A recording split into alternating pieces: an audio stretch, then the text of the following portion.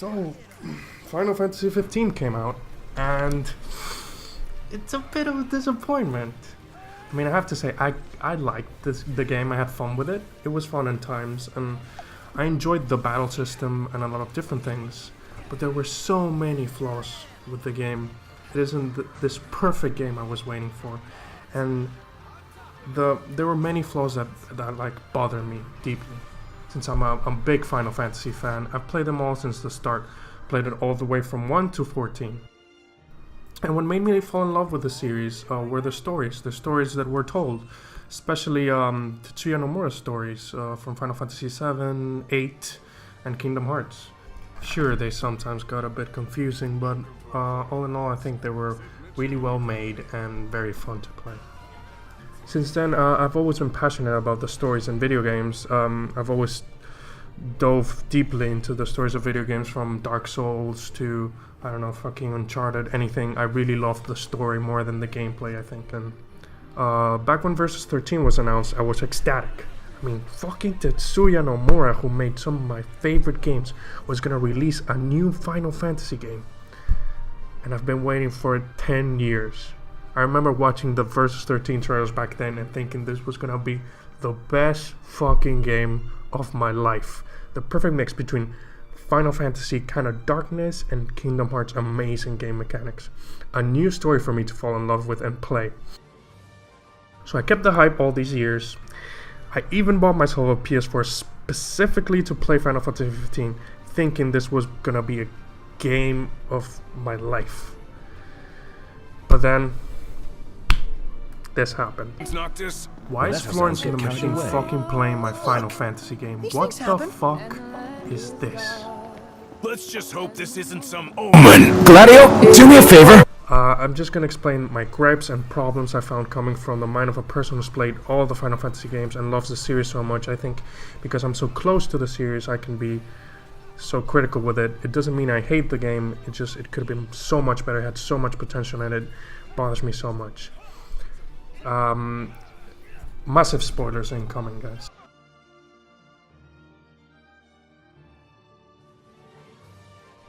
Point 1. Linearity doesn't equal boredom. There has been a huge rise of these open world games where you have to do a bunch of quests. It almost seems like a prerequisite nowadays to appeal to the mainstream public and make your games Ubisoft-like, like expensive, open world, cheap Assassin's Creed shit. This game is no exception. The first part is filled with this open world which you have to explore, and it's filled with side quests, but they start getting extremely repetitive at a point where you don't even know why you're doing them. In my opinion, you have to do them because at the end of the game it gets really hard and you need to be a bit more leveled, so you have to do this quest, but it's like the same quests. Fetch me this, Noctis.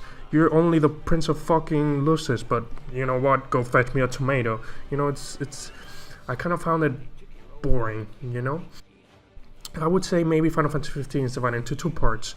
Part 1 is the open world, happy-go-lucky Noctis and friends traveling around Lucis, and part 2 is after the summit mission in Alticia, where you run from chapter to chapter almost to the finish line of the story. There's no open world, it's basic linear activity, which isn't inherently bad. Like I said, a game being linear doesn't mean it has to be boring.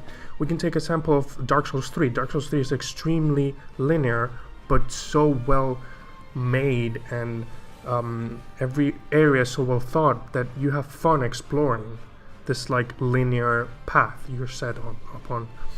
Final Fantasy traditionally has been a linear story-driven RPG with a few shining side quests here and there, etc. But and that works. That is fun. One of the words that constantly came to mind when playing all these side quests was tediousness. A game shouldn't be tedious. I shouldn't be playing Final Fantasy and saying, "Oh, this is tedious." One of the parts I found most tedious was the getting to Golden Key. This fucking bridge. I spent like 2 minutes getting from where I can park the car to where I can get the quest. It's dumb. I found it really dumb. Just fetch quest as a fetch quest, walking, driving so much. I mean, the world was beautiful, but still, I found it I don't know, so boring to spend like 6 minutes from one place to another, only looking at everything around me. And the loading times. The loading times were so long when I was fast traveling. All in all, it made all the side quests absolutely not fun. There were some very, very fun side quests, and those were the dungeons. This dungeons introduced new game mechanics, new spaces, new monsters. They were really fun, and at the end you got to fight this mighty strong monster, and even most of the times you get a new royal weapon, which are really OP, but I don't know why they consume HP. That's another thing. Shame most of them were optional. You know, they forced you to do this dungeons, but there were all these like optional dungeons which are so cool that a lot of people would miss if they're not like being a completionist and stuff. Also, the combat, although very different from the Disgaea demo, I ended up really loving it. I got really into it, and my favorite battle was a battle against Arania, where I was just like dashing in the air, fighting her. I was like pumped up. That was the best. Also, these fucking trees are from hell. The main antagonist of this game is the battle camera. Point number 2, the story has massive flaws. Like I said, I came to this game for its story. I feel like that is what makes me play Final Fantasy. And there are a few important things about the story in this game, right? Kingslave, the movie they made in companionship with the game, is not optional. There's a lot of exposition about what the hell happened in Insomnia while Noctis was gallivanting through Lucis that is never explained in the game. You only get pieces of information because most of the time the focus of your information is based on what Noctis knows. If he wasn't there, you wouldn't get to know shit of what is happening. So if you haven't watched Kingslave, you don't know what happened. There's a ton of shit that's not explained in the game. So if he hasn't been there, you won't know it. Now, an important thing is that if you watch Brotherhood, the anime they made for this game, there's a ton of exposition about each of your traveling companions' past. What fuels them? Why are they there? Why do they love Noctis? Why couldn't they add a piece of that in the game? I came to love these characters a lot more because I knew their backstory. I knew that Prompto was this fat kid who lived by himself, and then Noctis was his friend. I knew that Ignis was a kind of the carer for Noctis, and he cared for Noctis a bunch. I learned that Gladio used to hate Noctis, but then when Noctis saved his sister, he started to take care of him more. You know, we need that in the game. They never explain why is there a war, who is Niflheim, why is Noctis marrying Luna, where is Luna from, what is their relationship, where are they coming from. Without all this external media to explain to you what happened, you would be completely lost. Another point, if fucking Core the Immortal is so awesome, where did he go at the end of the game? He just disappears. We get nothing. He's like the god, and he get nothing.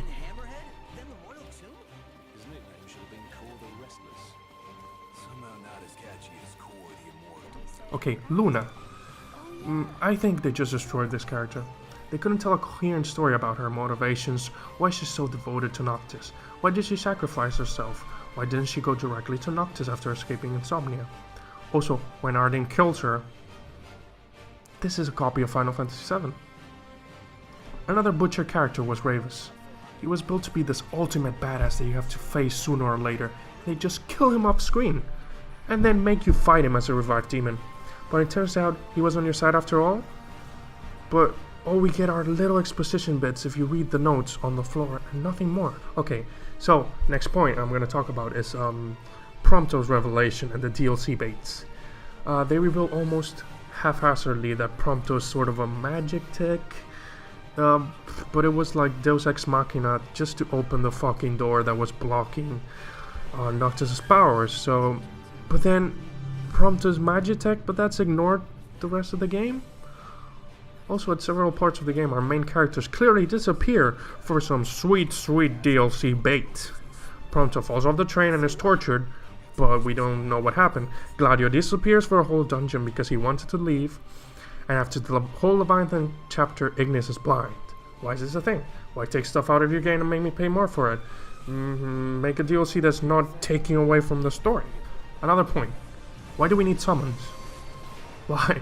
They help you fight Ifrit, but that's it. Also, why was Ifrit's fight in the prologue? Why is it so important to show us shit that's going down later, who is only a mini-boss? Other point, why can't we just follow Umbra back to Luna? Why was the Omen trailer used? There's so many little things that just bother me when I play this game. Don't get me started on the post-credits scene. Why couldn't it be handled better? It is a super emotional scene that should have come before the final battle, and the story problems go on and on and on and on. Also, the story and what we know, I found out by reading outside sources from the game. The final scene where we see Noctis in the afterlife. I had to look for what happened, and it gave it more power at that final scene because I knew what happened.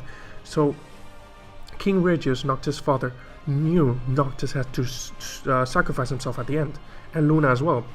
So you have to think that Regius, with this information now, I know that Regius basically was grooming his son to die, and that's really hard. And then the final scene is like the final fantasy of Noctis and Luna together. But if I hadn't read outside sources, nothing. I think what happened was the following. Nomura was removed from the game to go finish Kingdom Hearts 3. I left big story full of twists, turns, a darker kind of game. He took Tabata took what he had, the current director, from Nomura. Nomura's a great character designer and storyteller. He's made Final Fantasy 7, 8, worked on 6, Kingdom Hearts, etc. But Tabata is not so much of a storyteller as he is. I don't even know. Like, he made Type 0 and Crisis Core. He's like the side project kind of guy. He made a more, I think, westernized game rather than a Japanese Final Fantasy, you know? Point 3. Chapter 13. This chapter is probably the worst thing I've ever had to endure in a video game. Throughout the entire game, Final Fantasy 15 was walking a fine line between this amazing, epic, crazy-ass story and the worst fucking story in Final Fantasy history. It tried to maintain on both sides, and it's fine. There was lots of lows, but there was a lot of goods, etc. But then Chapter 13 happens. I mean, this chapter's so bad, even the gameplay stops being fun. You lose everything. You lose all your weapons. You get stuck with a fucking ring, which does shitty magic, and the chapter just goes on and on and on and on and on and doesn't stop. Repetitive ironing is taunting you the whole time. Okay, I get what they wanted to express, but it was so long. And the fucking jump scares were so cheap. Fuck the jump scares, dude. God. And at the end, after I've done all that shit for like 2-3 hours, it turns out it was for nothing, and Arden just throws me off the side. I was so mad. I don't think this should be in the game. Apparently they're changing this chapter with some free updates, which is cool. So maybe in the future no one else will have to suffer the same thing I did. In conclusion, I thought it was a good game, but definitely wasn't what I was expecting, and definitely not worthy of the Final Fantasy game in my opinion. Maybe if it wasn't called Final Fantasy, I would enjoy this a lot more. There were a lot of problems I found, but I still think it was a decent game, a decent try. But if you don't agree with some of my points or want to discuss anything, feel free to leave a comment. This is a discussion because I didn't like it doesn't mean other people don't love it. I know other people love this game. I'm just exposing my points of view because I love this series so much, and it's very frustrating to see what they've done with this game. Hopefully Kingdom Hearts 3 is gonna blow my mind. And the final point I want to say is the soundtrack is amazing. Yoko Shimura killed it with the music. This game was very fun, and you get to ride Chocobo.